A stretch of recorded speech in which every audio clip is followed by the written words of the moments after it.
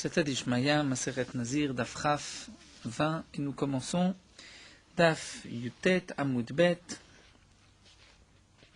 14 lignes avant la fin à la Mishnah. La Gemara reprend avec une nouvelle Mishnah, Mishenazar Nezirut Arbe, un homme qui a pris sur lui plusieurs Nezirut. Veishlim et Neziruto, il a terminé sa Nezirut. Vacharkar Bala Aretz, et ensuite il monte en Eretz Israël. Donc il avait pris sur lui plusieurs Nezirut en Chutz Laaretz, en dehors d'Israël.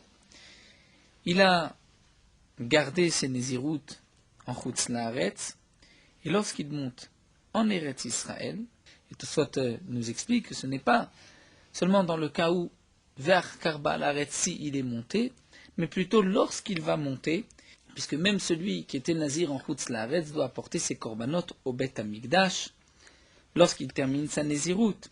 Donc la Mishnah nous parle ici d'un cas d'un homme qui a commencé sa Nézirut en Chutz Laaretz et qui ensuite monte en Eretz Israël, mais nous dit Tosfot, de toutes les manières, tout celui qui fait sa Nézirut en dehors d'Israël doit monter en Eretz Israël. Et là nous avons une marloquette entre Bet Shammai et Bet Hillel. Bet Shammai Omrim, Bet Shammai nous disent, donc Bet Shin Aleph c'est Bet Shammai Omrim, Nazir Shloshim Yom, cet homme doit être nazir 30 jours, c'est-à-dire lorsqu'il monte en Eretz Israël, il reprend une Nézirut de 30 jours. Même si sa première Nézirut était d'un an, il a terminé un an, lorsqu'il monte en Eretz Israël, il va garder 30 jours. Ou Bet Hillel Omrim, Bet Hillel nous disent, Nazir Batechila. Il doit recommencer sa Nézirut depuis le début. La Nézirut qu'il avait commencé et même terminé en Chutz Laaretz ne lui compte pas, et comme nous le verrons dans la Gemara, c'est un knas, c'est une amende, aussi bien d'après Bet Shammai que d'après Bet Hillel. La marloquette, c'est de savoir combien on a été connaît, c'est-à-dire combien les Chachamim lui ont imposé comme amende, puisque nous verrons que la terre de Chutz Laaretz est considérée comme une terre impure, et le nazir n'avait pas le droit, ou ne devait pas devenir nazir en Chutz Laaretz, puisqu'il y a, d'une manière générale, une impureté tout matmet sur toutes les terres en dehors d'Eretz Israël. Donc on lui a imposé une amende de 30 jours ou de reprendre depuis le début. Et la Mishnah nous rapporte Maaseh Bilni Amalka. C'était l'histoire Maaseh de Hilni Amalka, la reine Hélène. Shalach Bena le Milchama. Hilni Amalka était une reine, on dit d'Adiabène, et qui ensuite s'était convertie.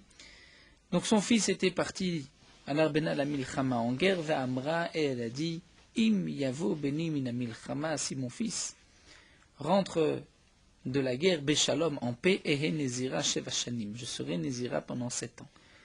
Uba Bena Mina Milchama, et son fils est revenu de guerre, revenu Beshalom, donc Vaïta Nezira Sheva Shanim, elle a voulu maintenir son éder, elle était Nezira pendant 7 ans, mais en dehors d'Eretz Israël.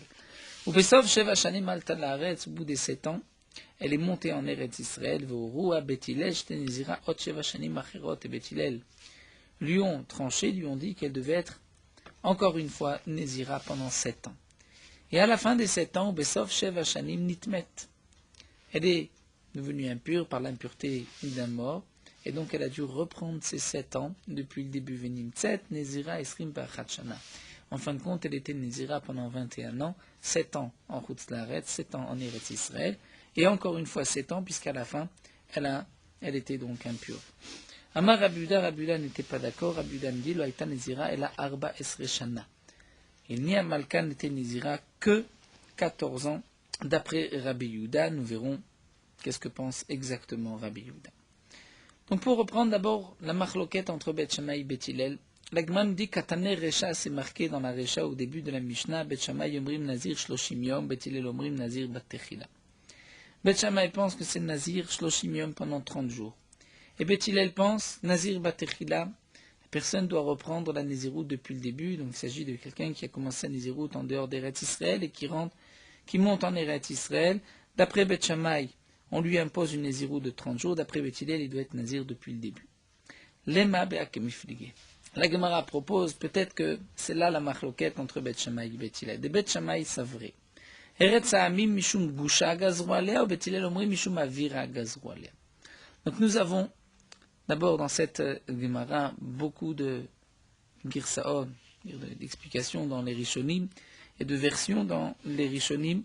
Comment comprendre cette Gemara? Que signifie d'abord Mishum Gusha et Mishum Avira? Et ensuite, nous reviendrons aux explications des Rishonim. Ailleurs, cette Gemara se trouve dans Masechet Gitin, entre autres, où on voit que les Chachamim ont décrété sur Eretz Ha'amim, sur les terres des peuples, c'est-à-dire en dehors d'Eretz Israël, Mishum Gusha. C'est-à-dire que les Chachamim ont imposé une impureté, mais une impureté qui est chamoura, qui est forte, qui est grave. Pourquoi? Puisque la terre elle-même était impure. Ce n'est pas juste d'être dans le avir, c'est-à-dire dans l'air, où il y a une impureté, parce que avir, j'ai expliqué que c'est une touma qui est kala, qui est légère. Et donc si quelqu'un est rentré, c'est-à-dire à pied, il a touché le sol, c'est comme s'il avait touché un kever, une tombe.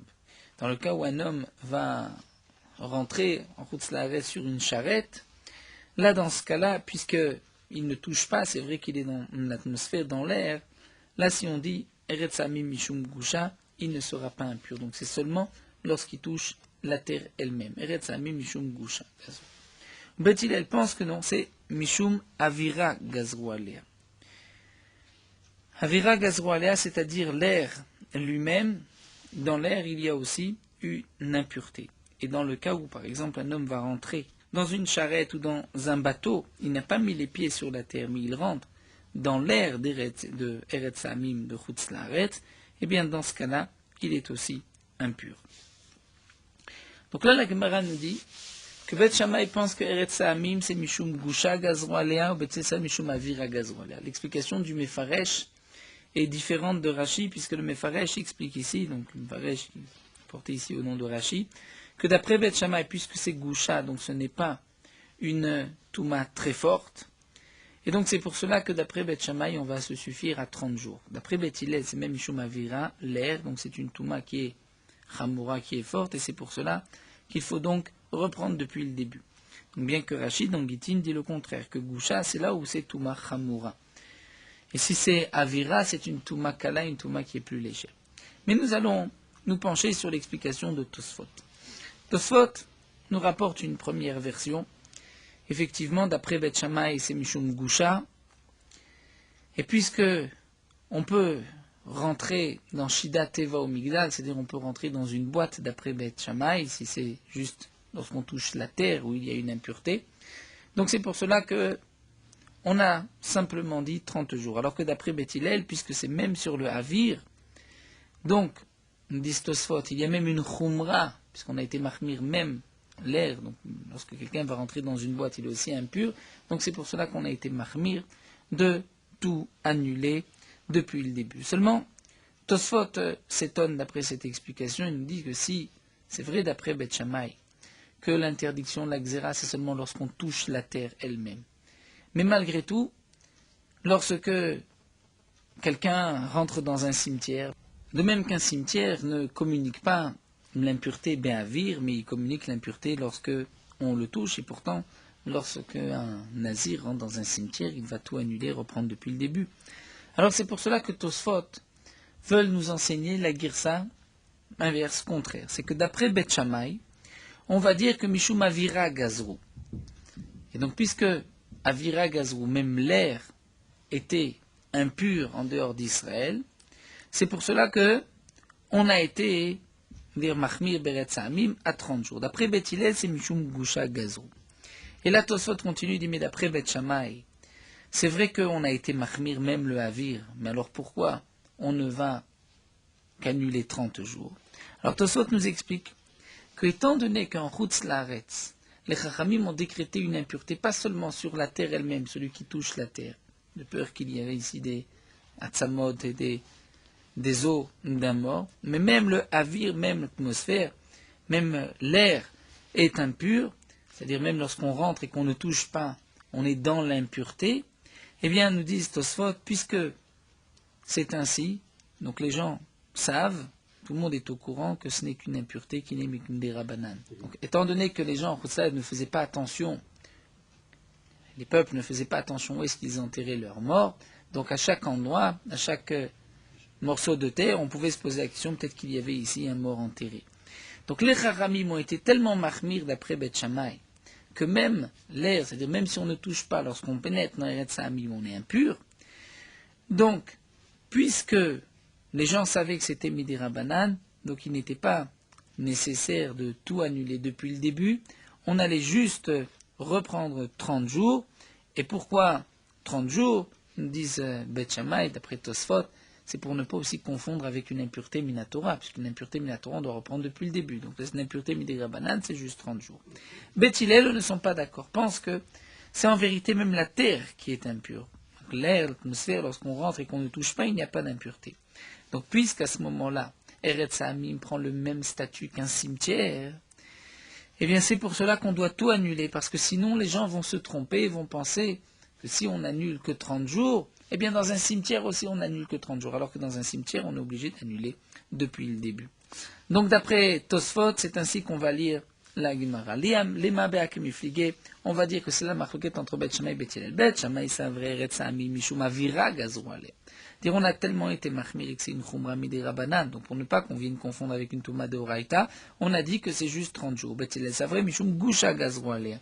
C'est-à-dire que seulement lorsqu'on touche la terre, et donc pour ne pas qu'on se trompe et qu'on dise, puisque Eretz Hamim, ce n'est que 30 jours, donc même un cimetière c'est 30 jours, donc on va reprendre depuis le début. Et la Gemara répond l'eau.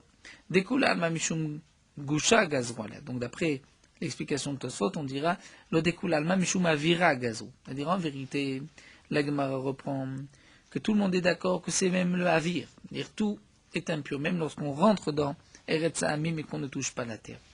Alors, quelle est la marloquette entre Beth Shammai et Beth Hillel? Donc, on comprend que Beth Shammai ont été mahmir que 30 jours. Seulement, la Gemara nous explique que Beth Shammai savrait bestam nezirut kan nisna ou Beth Hillel savrait kan zna betridat nezirut. C'est-à-dire, sur le knas, nous avons une marloquette. C'est-à-dire, sur le knas, comme l'explique Tosfot, d'après Beth Shammai, on comprend, on ne va annuler que 30 jours. D'après Beth Hillel, c'est vrai que les gens savent que c'est une impureté midirabanan et que ce n'est pas comme les autres impuretés, mais malgré tout, dans le Knas, on va être connaisse depuis le début. D'après Beth Shammai, on va être connaisse, on va donc mettre une amende, puisque cet homme-là a dit je suis nazi, était en route l'arrête, on va poser une amende juste sur reprendre une nésiroute, et puisqu'en général, une nésiroute c'est de 30 jours, donc on va se suffire à 30 jours. Donc c'est ainsi qu'on va expliquer la marloquette entre Beth Shammai et Beth Hillel, quelle est la force, l'intensité, on va dire, du knas, de l'amende, est-ce que c'est seulement de 30 jours ou est-ce que c'est même depuis le début, comme le pense Beth Hillel. Maaseh be'ilni Amalka. La Gemara nous rapporte ce que nous avons vu dans la Mishnah, qu'Ilni Amalka a donc été Nézira 7 ans en dehors d'Israël. Ensuite, lorsqu'elle était en Israël, en Eretz Israël, Beth Hillel lui ont ordonné lui ont tranché qu'elle doit reprendre encore 7 ans. Et pour terminer, elle était impure à la fin des 7 ans, donc elle a repris encore sa Nézirut depuis le début, elle était Nézira 21 ans. Et d'après Rabbi Yehuda, pendant 14 ans. Iba Eleu, Beshen Itmed Valibat de Beth Shammai, Odilma Beshelon Itmed Valibat de Beth Hillel. C'est-à-dire, ce que nous a enseigné Rabbi Yehuda, qu'il n'y a Malka n'était Nézira que 14 ans. Est-ce que c'est parce que Rabbi Yehuda pense comme Beth Shammai? Et donc d'après Beth Shammai, on ne reprend pas depuis le début lorsqu'on rentre en Eretz Israël. On ne fait que 30 jours. Alors pourquoi Ilni Amalka a fait 14 ans? Parce qu'elle était effectivement impure. Et c'est là le point de Marloquette, c'est que Rabbi Yehuda pense qu'Ilni Amalka n'a pas repris sa Nézirut pendant 7 ans. Mais c'est vrai qu'elle était impure après être rentrée en Eretz Israël au bout des 30 jours. Donc c'est pour cela qu'elle a compté 7 ans en plus, parce qu'elle devait reprendre la Nézirut depuis le début. Donc d'après Rabbi Yehuda, il y avait 14 ans et 30 jours. Ça c'est si on explique que Rabbi Yehuda pense comme Beth Shammai. Mais on peut expliquer que Rabbi Yehuda pense que Ilni Amalka n'était pas impur. Et c'est là la marloquette avec Tanakama qui nous a rapporté que Ilni Amalka avait été Nézira pendant 21 ans. D'après Rabbi Yehuda, c'est vrai qu'elle était Nézira pendant 14 ans. D'après Beth Hillel, elle a dû reprendre depuis le début, mais elle n'a jamais été impure. Et donc c'est pour cela qu'elle n'était Nézira que 14 ans. Odilma Beshelonit Medvalima de Beth Hillel. Peut-être qu'elle n'était pas impure, et Rabbi Yehuda pense comme Beth Hillel. Seulement, il pense qu'elle n'était pas impure, donc il fallait 7 et 7, et non pas 21. Donc n'oublions pas que Lia Malka se trouvait en Chutz Laaretz, où l'impureté n'est que Midera Banan. Donc lorsqu'elle est revenue d'après Beth Shammai, elle doit faire seulement 30 jours, d'après Beth Hillel, elle reprend depuis le début, mais ensuite, que ce soit donc, comme la Gemara propose, à la fin des 30 jours ou à la fin des 7 ans, elle a touché à mort. Elle était dans la même tente, sous le même toit qu'un mort, et donc là il y avait une impureté minatora, elle a dû reprendre 7 jours. Donc la Gemara se pose la question, est-ce que Rabbi Yehuda pense comme Beth Shammai, et donc Nia Malka avait fait 7 ans, ensuite 1 mois, et avant la fin du mois, elle était impure, donc elle a repris depuis le début 7 ans. Donc il n'y avait en tout que 14 ans et 1 mois. Ou peut-être que non, peut-être que Rabbi Yehuda pense comme Beth Hillel, elle n'était pas impure, et elle a repris 7 ans, puisque les 7 premières années étaient en Chutz Laaretz. Alors la Gemara va nous rapporter une preuve. Tashma, la Gemara apporte une preuve, c'est marqué Alta la Haaretz ve'orua Beth Hillel shte nezira ot sheva shanim macherot. C'est marqué dans la Mishnah, nous avons vu qu'elle est montée en Eretz Israël, et Beth Hillel lui ont tranché, lui ont ordonné d'être Nézira encore 7 ans. Puis, Salkadata Beshenit Medvaliba de Beth Shammai, donc la Gemara nous dit, si vraiment tu penses que cette femme était impure, et d'après Beth Shammai, donc elle ne devait faire que 1 mois, en fin de compte elle était impure, donc elle a fait encore 7 ans.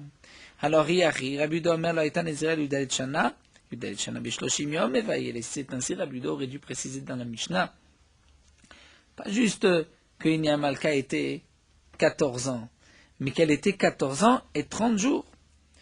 Donc Tosfot nous explique la question de la Gemara, que la Gemara va apporter une preuve des paroles même de Rabbi Yehuda, puisque Rabbi Yehuda a dit, elle n'était Nézira que 14 ans. Si vraiment Rabbi Yehuda pense comme Beth Shammai, donc c'était 7 ans, ensuite 1 mois, elle était impure à la fin du mois, donc elle a dû reprendre 7 ans, donc ça fait 14 ans et 1 mois. Et Rabbi Yehuda ne le dit pas. Alors bien sûr, il y a une question évidente qui saute aux yeux, qui est la question de Tosfot. Peut-être qu'en vérité, les 30 jours faisaient partie des 7 dernières années. Donc on peut dire que cette femme, Nia Malka, était presque 7 ans en Chutz Laaretz Nézira.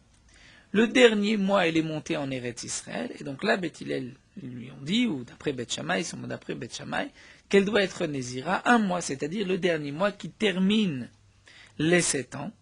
Et là, elle a été donc impure à la fin des 30 jours, qui était aussi donc la fin du Knas, et donc c'est pour cela qu'elle a refait encore 7 ans, et il y avait 14 ans en tout, mais pas 14 ans et 1 mois, puisque le mois faisait partie aussi des 7 premières années qu'elle n'avait pas terminées. De plus, Tosfot soulève une autre question. Pourquoi, dans la preuve de la Gemara, on nous rapporte ce que pense Tanakama au Rua, Bethilej Tenezira, Otshevashin Macherot? Puisque toute la preuve que la Gemara nous rapporte, c'est des paroles de Rabbi Yehuda, puisque Rabbi Yehuda a dit 14 ans, et que si on explique que Rabbi Yehuda pense comme Beth Shammai, donc c'est en vérité 14 ans et 1 mois. Donc il fallait juste rapporter Rabbi Yehuda, puisque la question se pose sur Rabbi Yehuda. Il fallait dire Rabbi Yehuda a dit 14 ans, il n'a pas dit 14 ans et 1 mois. Alors Tosfot nous explique qu'en vérité, au contraire, cette deuxième question va répondre à la première question. Pourquoi on rapporte les paroles de Tanakama? Pour montrer que Nia Malka n'était pas 7 ans moins 1 mois en Chutz Laaretz.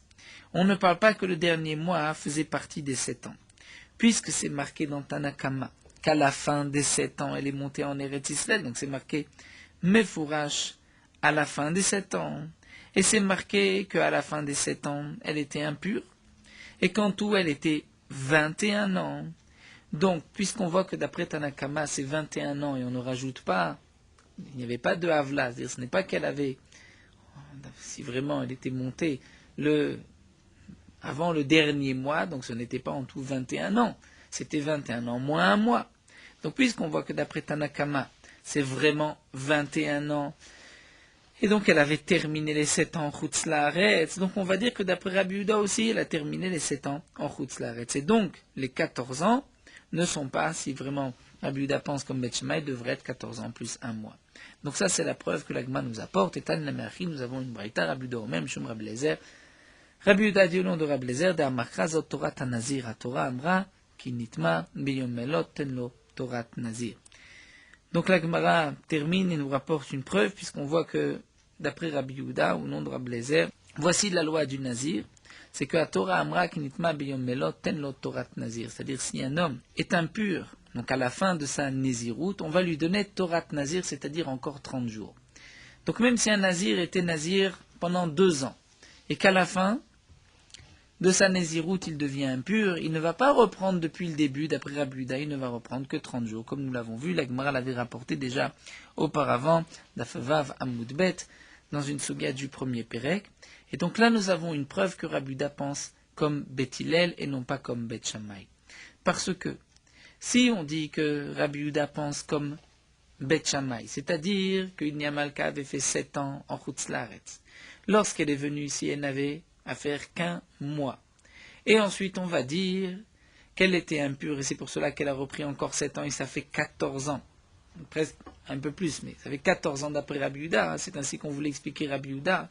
Ce n'est pas exact, puisque d'après Rabbi Yehuda, si une personne est impure à la fin de sa Néziroute, c'est encore 30 jours. Donc même si Ibn Malka était Nézira à la fin, elle était Tmé à la fin de sa Néziroute, elle ne doit pas faire 14 ans, mais 7 ans, 1 mois, et encore 1 mois. Donc puisque Rabbi Yehuda dit 14 ans, c'est que Rabbi Yehuda pense en vérité comme Beth Hillel, et qu'elle n'était pas impure, et donc lorsqu'elle est arrivée ici, les Chachamim lui ont imposé encore 7 ans, non pas parce qu'elle était impure, mais parce qu'elle était en Chutz Laaretz, c'était un knas, une amende. Et donc là, on a une preuve que Rabbi Yehuda pense comme Beth Hillel et non pas comme Beth Shammai. Nous poursuivons avec une autre Mishnah, Mishayush Tekite Edim Meidot Oto. Un cas assez exceptionnel, il y a 2 paires de témoins, 2 témoins, qui viennent témoigner d'abord sur Réhouven en disant Réhouven a dit qu'il allait être nazir de Nézirout. Et nous avons 2 autres témoins qui disent non, Réhouven a dit qu'il allait être nazir 5 Nézirout. Combien cet homme doit faire de Nézirout? Celui qui avait 2 groupes de témoins qui témoignaient sur lui. Elou Meidim Shenazar Shtaim. Les uns, donc un groupe de témoins, 2 témoins vont témoigner que cet homme avait dit je suis nazir de Nézirout. Et nous avons 2 autres témoins, Elou Meidim Shenazar Chamesh, que cet homme a dit je vais être nazir 5 Nézirout. Bet Shammai Yomrim Nechleka Edut. Ve'en kan Nézirout. D'après Bet Shammai, puisqu'il y a là une contradiction, très et très, 2 contre 2, eh bien, on va annuler les uns comme les autres, il n'y a aucune Nézirout à prendre sur soi. Ou Bet Hillel Omrim, Bet Hillel nous dit non, Yesh Bichlal Chamesh Shtaim, She'en Nazir Shtaim. Puisque ceux qui disent 2, on dit 2, ceux qui disent 5, on dit plus que 2, mais ils ont aussi 2, dans 5 il y a 2. Donc d'après Bet Hillel, il sera nazir au moins de 2 Nézirout. Là nous avons la question évidente de Tosot. Et cet homme-là, qu'est-ce qu'il dit? Il ne sait pas ce qu'il a dit. Alors Tosot propose plusieurs explications. Tout d'abord, si cet homme ne dit rien, donc nous avons le principe de Shtika Kehoda Adamé, c'est-à-dire il est d'accord avec ce qu'on dit. Donc Tosfot répond qu'on parle dans le cas où cet homme-là, ce Réhouven en question, contredit les 2. Il dit non, je n'ai dit ni 2 ni 5. Bon, si il y a 2 témoins qui disent à un homme, tu as dit que tu allais être nazir, il est obligé d'être nazir par la force des 2 témoins, même si lui ne reconnaît pas. Donc là, on parle du cas où l'un dit je n'ai fait ni 2 ni 5, mais comme il y a 2 témoins, 2 et 5, c'est pour cela que nous avons Marloquet, Bet Shammai ou Bet Hillel.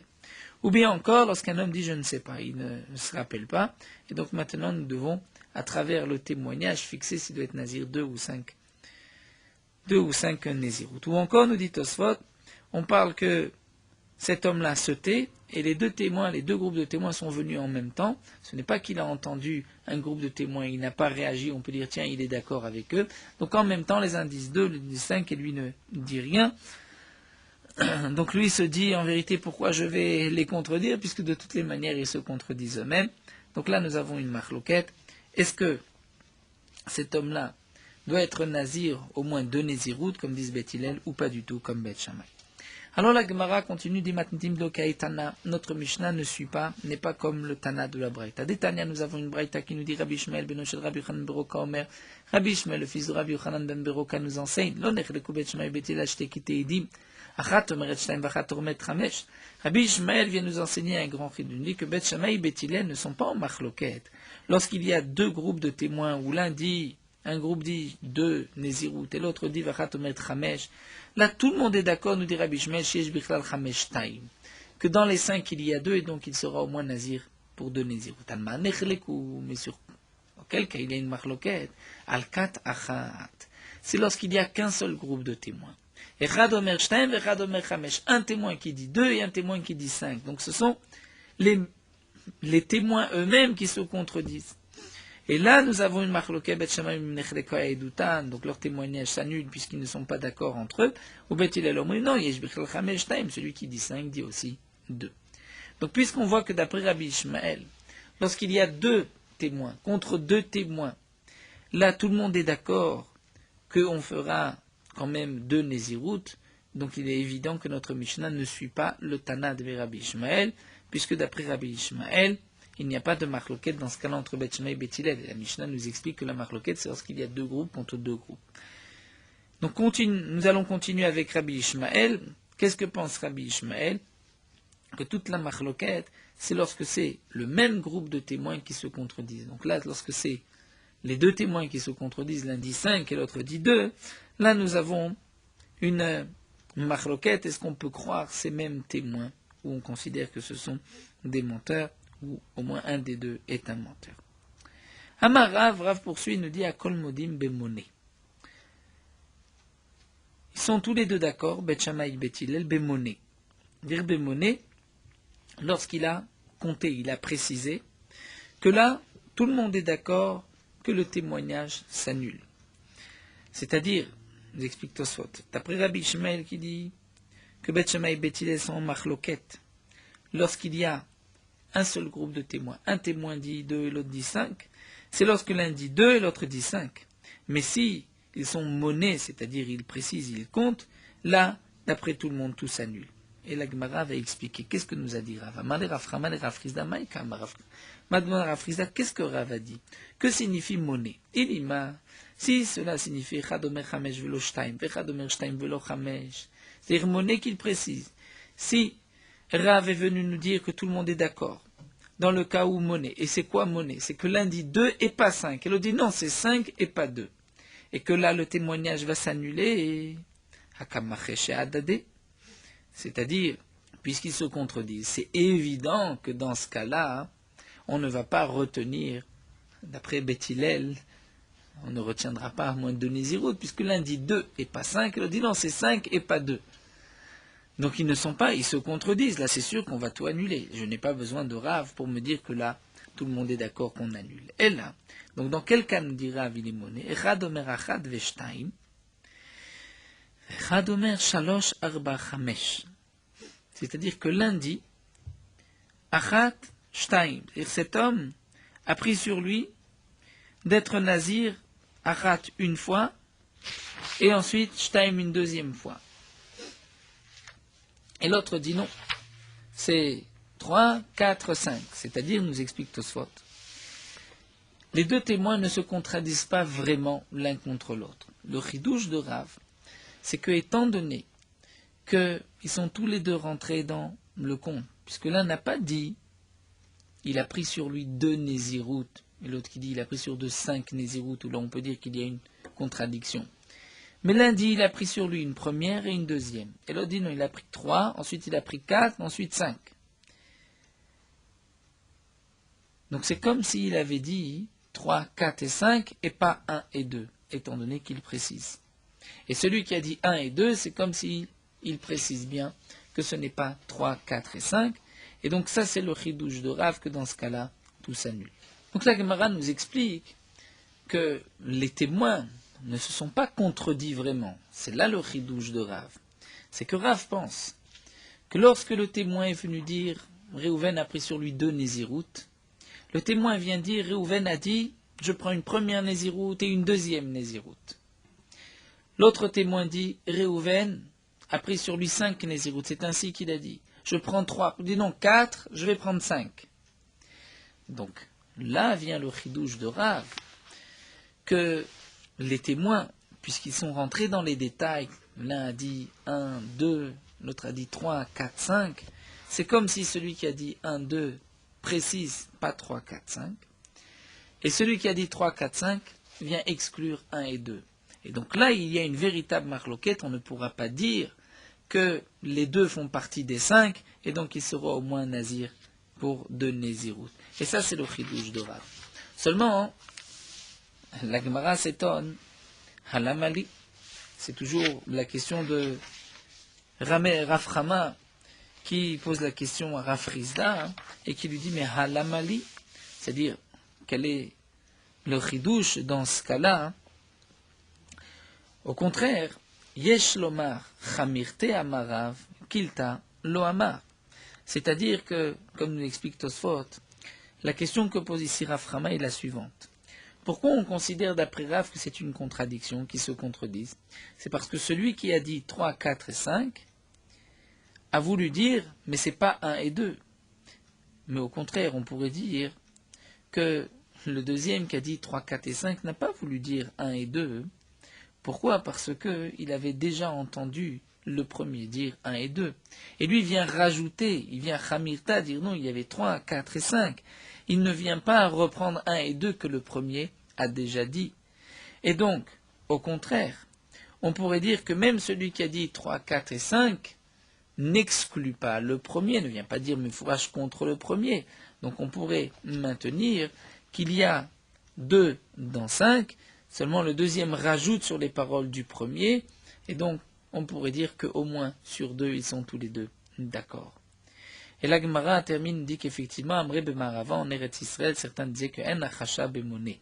C'est-à-dire il n'y a pas de achasha même lorsqu'il précise. Donc lorsque l'un dit 3, 4 et 5, il ne vient pas exclure et dire non, je ne veux pas dire 1 et 2, mais il veut dire je rajoute 3, 4 et 5. Et donc dans ce cas-là, il n'y a pas de contradiction. Dire d'après Beth Hillel, il y a Michlal Chamesh, il y a 2. Et donc, cet homme-là devrait être nazir au moins pour 2 Nézirut. Hadran alach Mishama, terminé le 3e Pérec, nous commençons du 4e Pérec. La Mishnah nous enseigne, Mishama Reni Nazir, un homme a dit, je suis nazir. Veshama Chavero, son ami, celui qui se trouvait à côté de lui, a entendu, Ve'amar, il a dit, Ve'ani, et moi aussi. Et un autre était là aussi, il a dit, Ve'ani, et moi. Kulam Nézirim, ils sont tous Nézirim. Puisqu'ils sont tous, ils reprennent la Nézirut du premier. Utararishon utrukulam, dans le cas où le premier fait Atarat Nedarim, il annule son vœu, eh bien les autres vont aussi automatiquement, leur vœu va s'annuler. Pourquoi? Parce qu'ils ont fait dépendre leur Neder du premier. Mais Utara Acharon, si c'est le dernier qui fait Atarat Nedarim, il est évident qu'Acharon Utar, c'est le dernier qui n'a pas besoin d'être Nazir. Vekulam Asurim, les premiers doivent être Nazir, puisque les premiers n'ont pas fait dépendre de la Nézirut du dernier. Un homme a dit, Amar René Nazir, je suis Nazir, Veshama Chavero, son ami qui était à côté, a entendu, Ve'amar, il a dit, pique et pive, ma bouche comme la sienne, Ve'se'ari que se'aro, et mes cheveux comme les siens. Arrêtez Nazir, il sera Nazir. Donc, Tosfot nous dit, nous verrons Bezrat Hashem dans la Gemara, l'explication de cette ligne. Un homme dit, Areni Nazir, je suis Nazir, Veshama Ishto, et sa femme a entendu, Ve'amra, et elle dit, Ve'ani, et moi aussi, moi je suis Nazira. Donc, la femme reprend la Nézirut du mari, mais fait Retchela. Le mari peut annuler la Nézirut de sa femme, Veshelo Kayam. Mais sa propre Nézirut à lui va être maintenue. Donc il peut annuler la Nézirut de sa femme, mais comme sa propre Nézirut ne dépendait pas de la Nézirut de sa femme, donc la sienne va rester.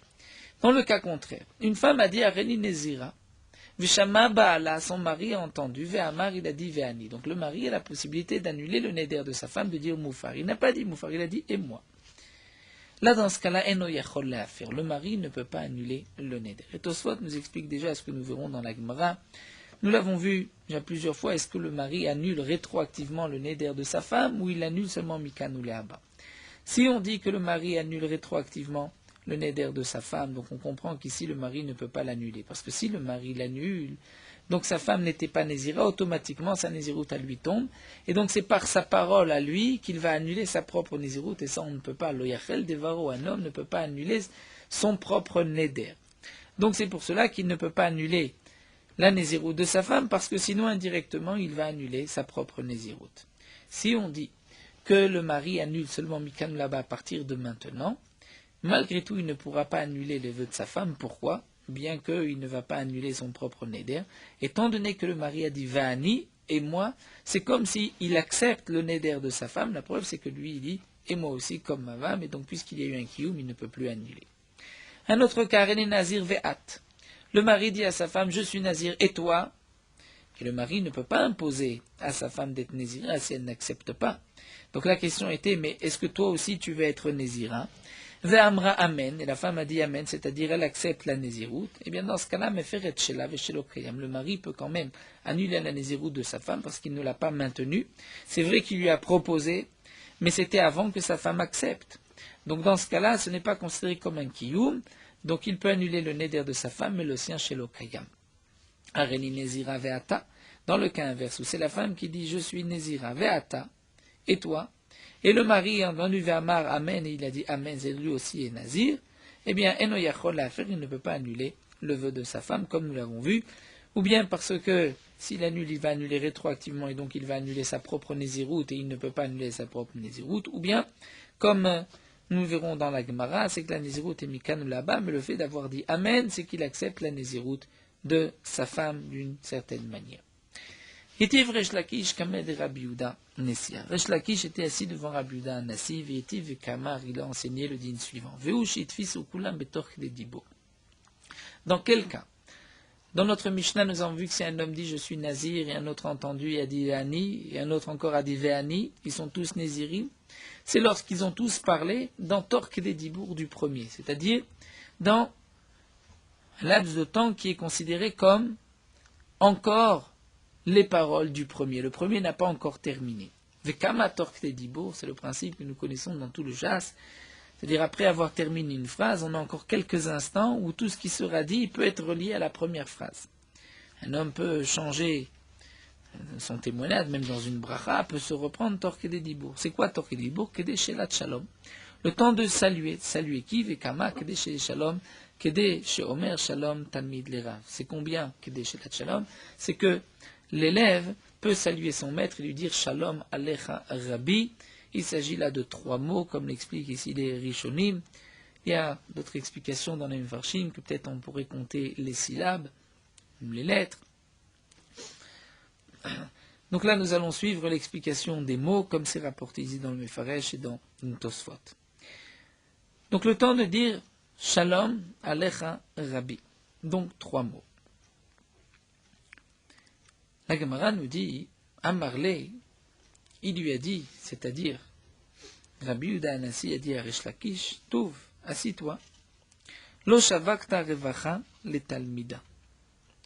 Tu n'as pas laissé la possibilité au talmid de, si on peut dire, de respirer ou de s'élargir, c'est-à-dire tu ne l'as pas laissé temps de bouger. Pourquoi ?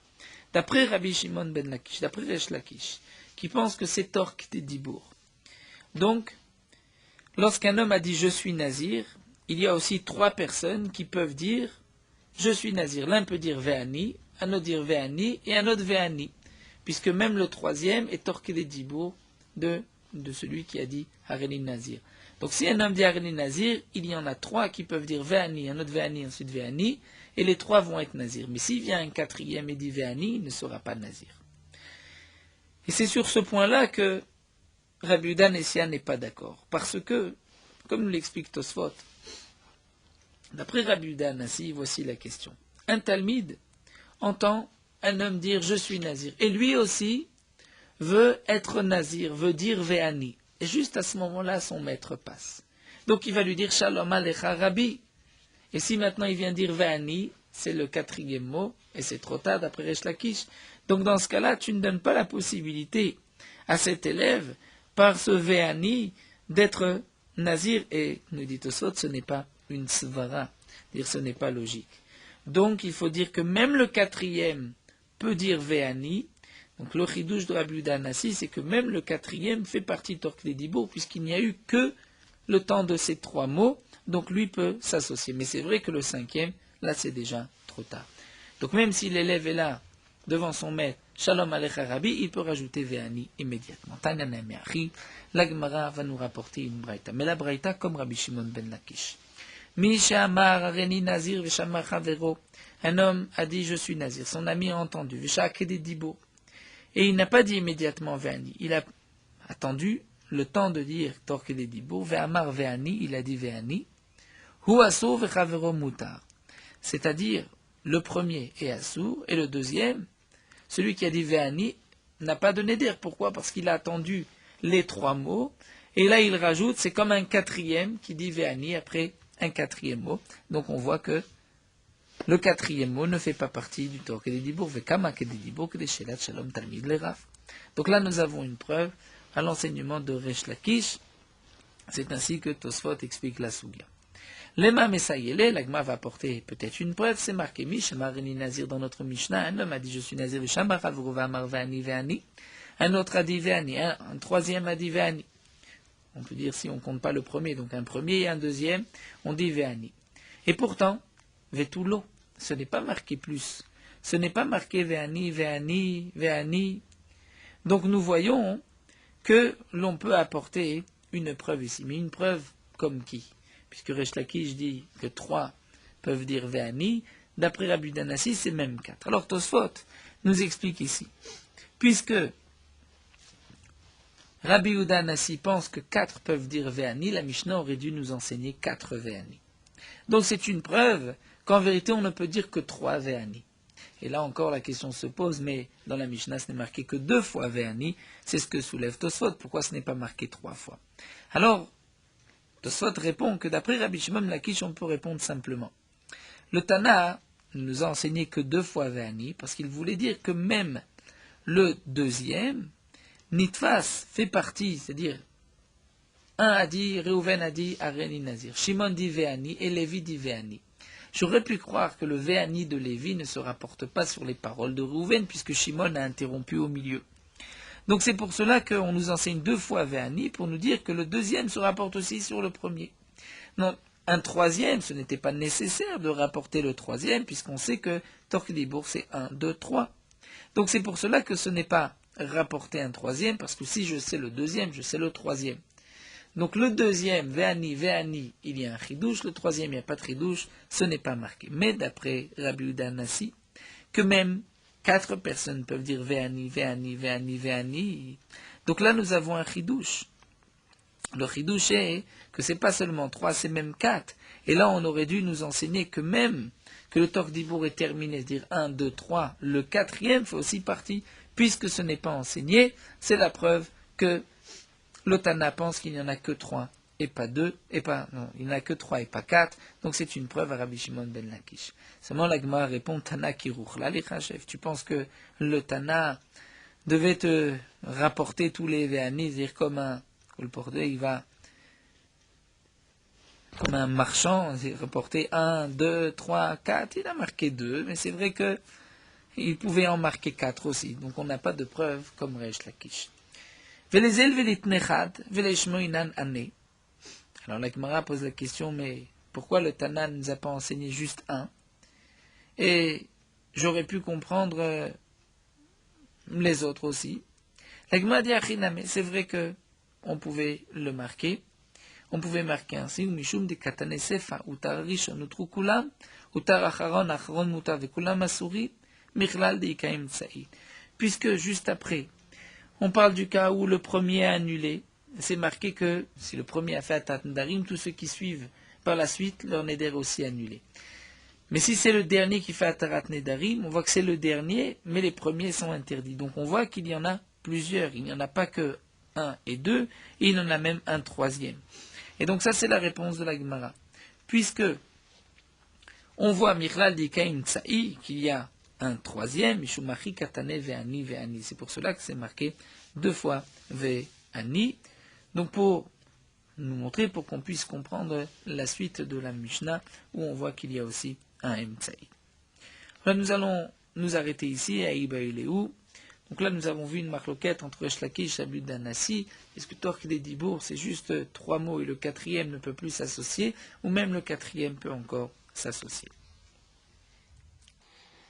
Nous poursuivons avec Morot Halacha d'Afraf.